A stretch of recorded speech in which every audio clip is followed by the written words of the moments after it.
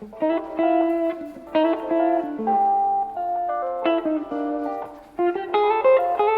a couple of days ago, I posted this on my Instagram story. I asked you guys to send me some questions about like my college journey so far or living alone in Melbourne, everything like that. And I have received quite a number of questions, so thank you for that. You can also follow me if you haven't. There are a lot of questions that actually has like pretty much the same topic sort of, so I have written down the questions here. Like I summarized it and hopefully I can be able to answer everything. So let's just start. First of all, I got like a couple of questions asking what am I studying here. I'm just gonna start with that. I graduated from Universitas Ciputra Surabaya, majoring in culinary business. So that is my bachelor's degree, and I know that's quite unique. So like basically it's an entrepreneurial university and the majors are like specific sector of business or like specific industry, and I took the culinary business. And then now I am studying in University of Melbourne. My course or major is Master of Entrepreneurship. So yeah, both of them are entrepreneurship. For my program, the general program is only 1 year, but I am taking like the enhanced program, which is 1 semester longer. So I'm gonna be studying here for 1.5 years. So why Melbourne? I have like some considerations for that. The first one is because I want to study in an English-speaking country, and then Australia is the closest country to Indonesia that is like a fully English-speaking country. I have some family members who study in Melbourne as well, so like we know what to expect. And Melbourne is one of the safest countries in the world, so even though that my parents are very protective, they feel safer like letting me live here by myself, and I also feel safer that way. Melbourne is a very diverse country. Like there are a lot of people from very different cultures, so again, somehow it makes me feel safer living alone here. And I want to study entrepreneurship like specifically instead of just like master in business generally. And conveniently, University of Melbourne is one of the few universities that has that program, and like I checked the subjects and modules and it's pretty much exactly what I'm looking for. The next question is like a sub question from the last one because a lot of you asked about my first impression of Melbourne. So the thing is, this is not my first time being in Melbourne, this is my 3rd time, so I can't really say about my first impression because I've been here. But the first time that I went to Melbourne was when I was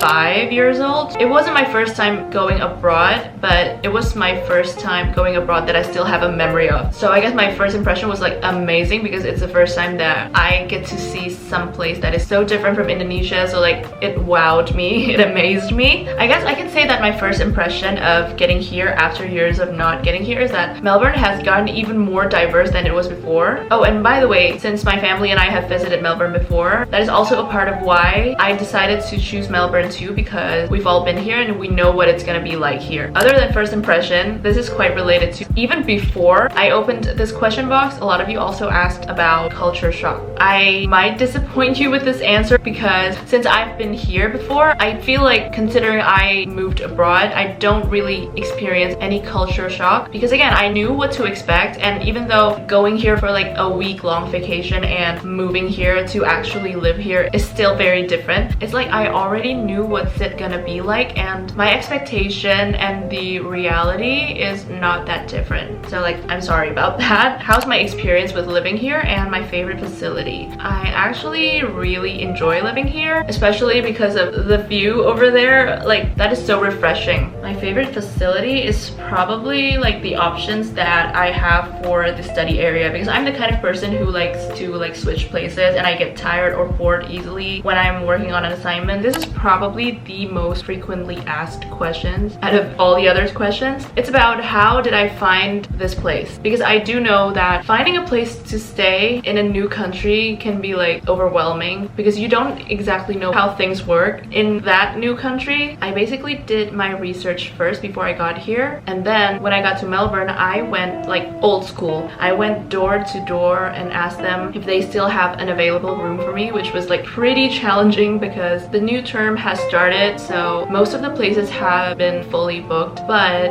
after like 2 days of going door to door to different student housings, I was thinking like there must be an easier way to do this. So while I was looking for more places online, I found Amber Student, and like I thought I should have just go through Amber Student in the first place. But you don't have to make the same mistake as I did, and just let Amber Student help you. It is basically a platform that can help you find a place for you. For example, in Melbourne itself, there are a lot of student housing, so like you don't have to go through each of those housings website. You can just go to Amber Student. They can provide you with many different options of student housings just within one website. And by the way, student housing is like basically an apartment but exclusively for students, and I think almost every single international students I know that studies here live in student housings. And if you think I'm planning on studying abroad but not to Melbourne, I can't use this. No, it's not the case, because Amber Student is a global brand which is available in over 20 countries with over 20,000 options of properties. In Australia itself, they are available for cities like Melbourne, Sydney, Brisbane, Perth, Adelaide. I'm just gonna tell you guys how to book a place through Amber Student. It is so easy. So if you go to my description box, there is a link to access Amber Student. You can just click through that link and you can actually see that there's my profile over there, because I am currently an official partner. And then on the search bar, you can just either put the city name or the university name, because then they will suggest you options of student housings that are closest to that area. And then you can just do your own research. You can click on any places that you find interesting, and then there are detailed informations of each buildings, each rooms. There are virtual tour. You can get like 3D view of the room, and Amber Student has a 24/7 assistance, and you can also check the community reviews. And then once you've found a place that you like, you can just make your booking through the website. They also provide you with instant online booking, fully integrated with global payments, and that is it. Like, how easy is that? Amber Student has over 400,000 active subscribers and 20 million web traffic worldwide, so like it is completely trusted by many people. All the listings that are available have been verified, and they're all equipped with high quality of security. All of those prices are including utilities, and there are also no extra fees or like hidden charges. There's also a cancellation policy. It's very easy to access, to use. It's student friendly, so make sure you guys click that link on my description box and let Amber Student help you, make you start your international study life easier. I might also talk a little bit about the college experience. The difference here with what I've experienced in my home country is that the students here are like much more active. So like in class, it's very interactive. Instead of the lecturers like explaining the theories all the time, the students get to like raise their hand and share their experiences, their opinions, ask questions confidently. Like the thing is, we don't even get extra points for being active in class, so the students genuinely want to learn. I really like that. It's like a good influence on me. A lot of students came from many different countries, so they get to share like their different experiences and points of view. So like I think that's one of the plus side of studying in an international environment. I feel like my learning experience is not solely from the theory that we get from classes or like the assignments, but also that environment itself shapes our mindset in a way. Okay, moving on. What's the process of becoming a UniMelb student? It was actually much simpler than I expected. So I basically just submitted my application, just like my academic transcript, personal statement. The topic was, why do I think I deserve to be accepted in this course and in this university? And I just explained about my experiences that are relevant to it. For the requirements of the application, you should check the university's website and the course that you're interested in, because I think every course requires different documents for applications. And after that, I thought I needed to do an interview, but turns out I didn't. Like, that was it. But again, it might be different for different courses and different universities. The next question is about living costs and how to save money. I feel like I can make an entire video talking about this and like breaking down all the costs. So like comment down below, please let me know if you want that kind of video. But otherwise, I'm still gonna tell you like generally about this. Here, the living cost really depends on a lot of different factors, like which area do you live in, do you eat out a lot, your lifestyle and everything like that. But I would say say the average living cost for students here is around 2,500 Australian dollar. And how to save money, I'm also gonna like just generalize this, and the easiest ways to save money I'd say is to not eat out too much, like getting your own ingredients at the market or at the supermarket even, and then cooking your own meals can help you save a lot of money. And then especially for students, try to get as much information as possible, because you can actually get like a lot of access to facilities. Like for example, in University of Melbourne there's this program called Food Relief, which if you apply for that you can get free frozen foods, or like sometimes you get fresh ingredients, and that can definitely help you save up. I try to walk as much as I could rather than taking the public transport, so that also saves money and that is also healthy. Since I've mentioned about public transport, there's also a question about that. I'd say that is pretty efficient. I don't know why, but I feel like learning about the public transport here in Melbourne, it's not exactly complicated, but somehow like it's not as easy as Singapore's MRT system, for me at least. But I can just use Google Maps and like they will tell me exactly where I should go, which tram should I get on, and like which stop should I get off and stuff like that. All the fees are $5, maybe 10 if you're going somewhere really far, but it's like a flat rate. So if you're going somewhere far, then it feels worth it, but if it's only a couple of stops, then it will feel expensive. But the good thing is that around the CBD it's free. The next question is, have you ever felt homesick, how to deal with loneliness, and like how to avoid being overwhelmed when living alone abroad? This is quite a question, you guys. Have I ever felt homesick?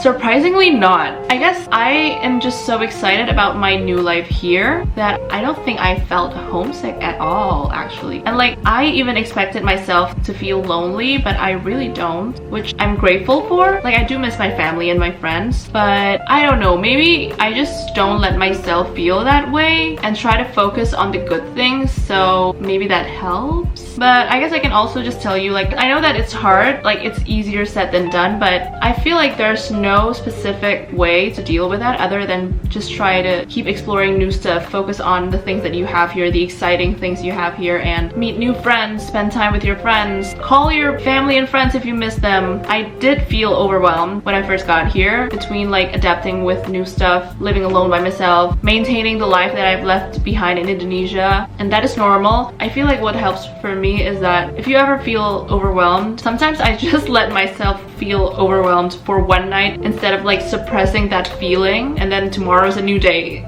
And I know that sounds so cliche or something, but that really is what's going on. And the thing about this is that every person has their own process or like coping mechanism, but I'm just sharing my experience. Oh, and I guess one of the things about moving alone abroad is that you should take advantage of every opportunities to make friends. Like go to community events and do not hesitate to like talk to people. If you feel awkward about that, don't be, because everyone is trying to make friends, especially in the new semester. Okay, the next question is like more chill. It's just about winter outfit recommendations. What I did was I just looked through Pinterest and created a winter outfit inspo board. From that I can like figure out what I want to get, because like we all have different styles. I can't really tell you what you should wear or not wear, but the must-have thing for winter is just long johns, because sometimes it gets really cold, and let me tell you, that really helps. Oh, but I do know some people that don't like to wear that because it's like really tight. And like the thing about living abroad is that you need winter outfits, but at the same time you're not gonna live here forever. Like at least most people are gonna come back to their countries, so I don't see the need of like getting too many different jackets or stuff. So I went for something neutral, like a black jacket and a puffer jacket. I can like match them with so many different outfits. The last question, we're finally here, you guys. How's the lectures? Do you get more projects or theories?